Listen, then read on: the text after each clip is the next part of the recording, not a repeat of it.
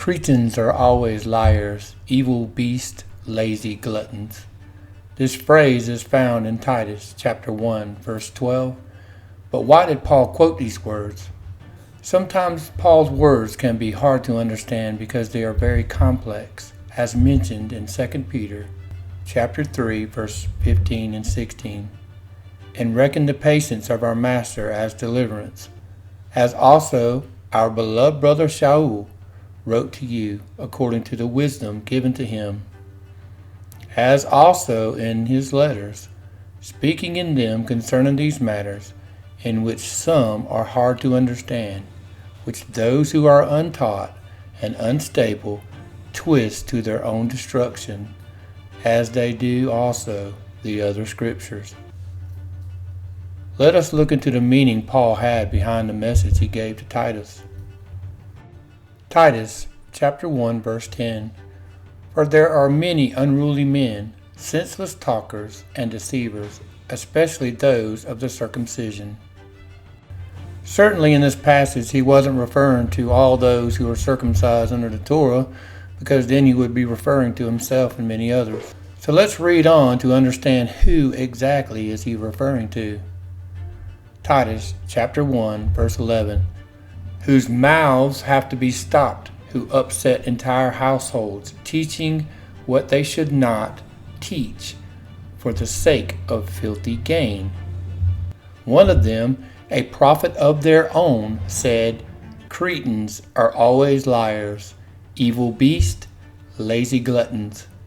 The phrase, Cretans are always liars, evil beasts, lazy gluttons, is written in a dactylic hexameter, which was the way that Greek poetry was written in those days, like Homer's Iliad. They call it a hexameter because it contains 6 segments called feet.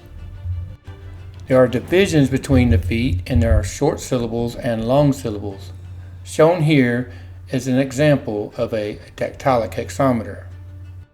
This is an example of Titus 1:12 in dactylic hexameter form.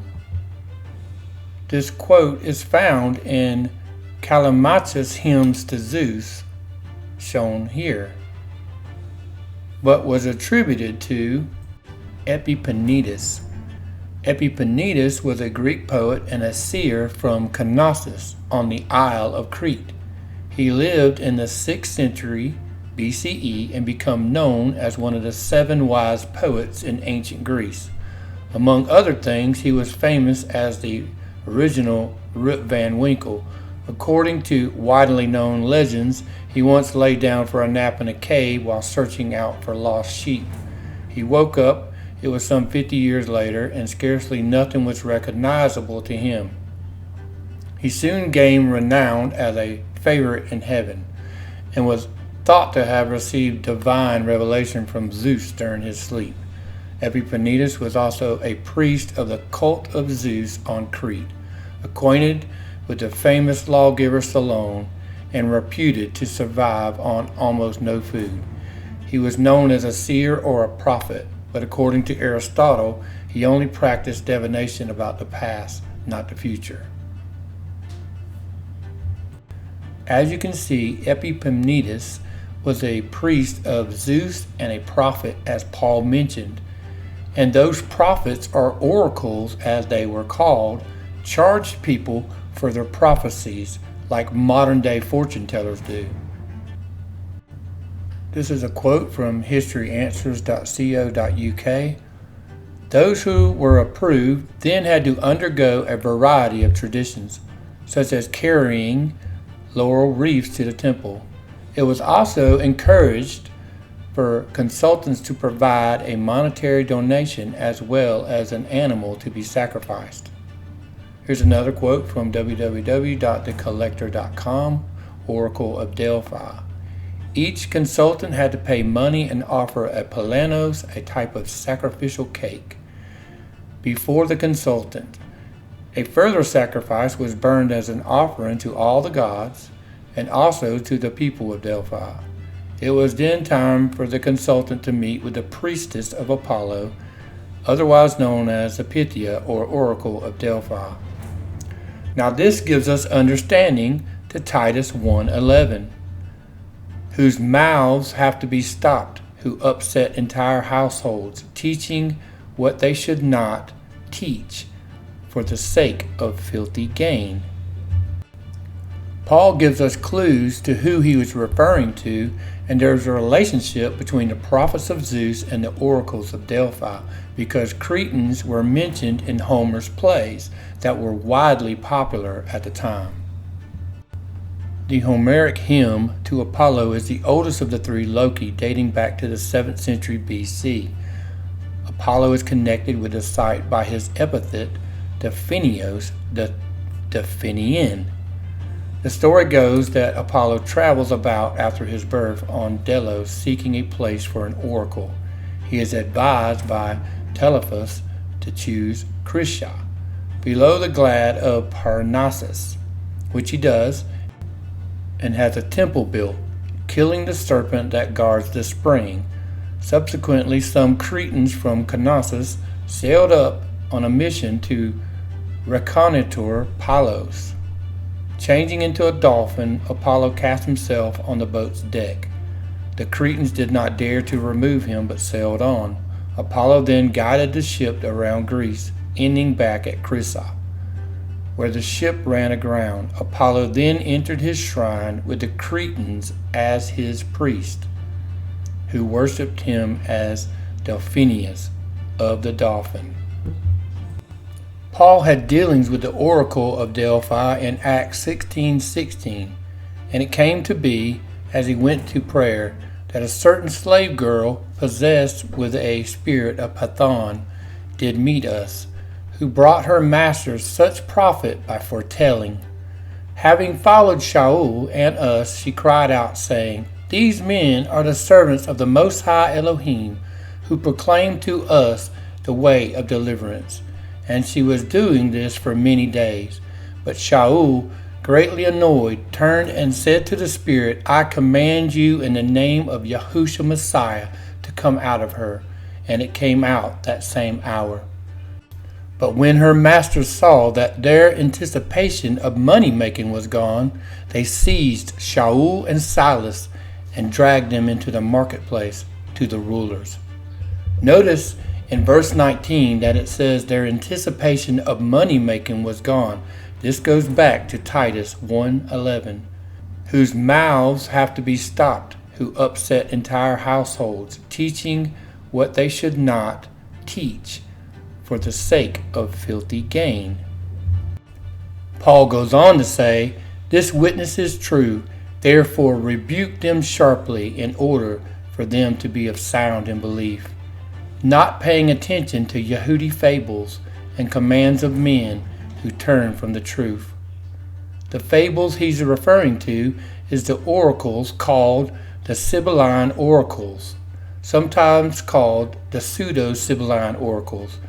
They are a collection of oracular utterances written in Greek hexameters ascribed to the Sibyls, prophetesses who uttered divine revelation in a frenzied state. 14 books and 8 fragments of Sibylline oracles survive in an edition of the 6th and 7th century AD.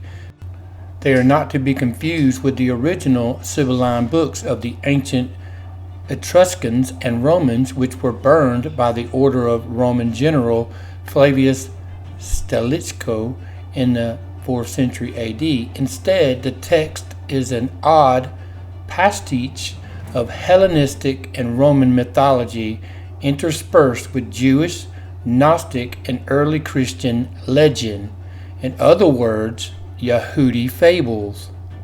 And also note that the Sibylline oracles are written in dactylic hexameters, just like Cretans are always liars, evil beasts, lazy gluttons.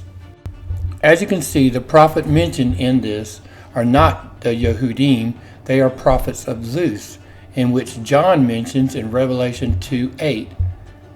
And to the messenger of the assembly in Smyrna write, "This says the first and the last, who became dead and came to life. I know your works and pressure and poverty, yet you are rich. and the blasphemy of those who say they are Yahudim and are not, but are the congregation of Satan. John later identifies who the congregation of Satan is in Revelation 2:12, and to the messenger of the assembly in Pergamos write, "He who has a sharp two-edged sword says this, I know your works and where you dwell, where the throne of Satan is, and you hold fast to my name and did not deny the belief in me, even in the days in which Antipas was my trustworthy witness, who was killed near you, where Satan dwells." This is the story of Antipas. The pagan priest went to the Roman governor and complained that the prayers of Antipas were driving their spirits out of the city and hindering the worship of their gods. As punishment, the governor ordered Antipas to offer a sacrifice of wine and incense to the statue of the Roman emperor and declare that the emperor was Lord and God. Antipas refused and was sentenced to death on the altar of Zeus, otherwise known as the throne of Satan. Even in the midst of the flames, the elderly bishop Antipas died praying for his assembly. The year was AD 92. The same demons that the faithful Antipas cast out were the same ones that Paul and John dealt with. Titus 1:12, one of them, a prophet of their own, said, "Cretans are always liars, evil beasts, lazy gluttons." This witness is true, therefore rebuke them sharply in order for them to be sound in the belief. Yochanan, John 8:44, "You are the father of the devil, and the desires of your father you wish to do. He was a murderer from the beginning and has not stood in the truth, because there is no truth in him. When he speaks to lie, he speaks of his own, for he is a liar and the father of it." All of us in the belief of Yahusha share a common enemy, and that enemy is trying diligently to divide us because we are easy to conquer when we don't stand together. Therefore encourage one another and build up one another, as indeed you do. But brothers, we beg you to know those who labor among you and are over you in the master and admonish you, and to hold them in the highest regard and love because of their work. Be at peace among yourselves, and we appeal to you, brothers, warn those who are disorderly, encourage the faint-hearted, uphold the weak, be patient with all. See that no one renders evil for evil to anyone, but always pursue what is good for yourselves and for all. Rejoice always, pray without ceasing. In all circumstances give thanks, for this is the desire of Elohim and Messiah Yahusha for you. 1 Thessalonians chapter 5. Our prayer to you, family, is that you show love and kindness to one another. We can all see the changes taking place in the world today, and people are becoming cold to one another. So be the light that this world needs. Pray for your enemies and love your neighbor as yourself. Show others the word with meekness and kindness, not sharp rebuking that might drive them away from the belief. Seek the lost sheep as diligently as you can, and share the beautiful word of our Mashiach, Yahusha, with as many as you can. Guard his commands, Nazarene, and watch therefore, for you do not know the hour in which the Master will return. Amen.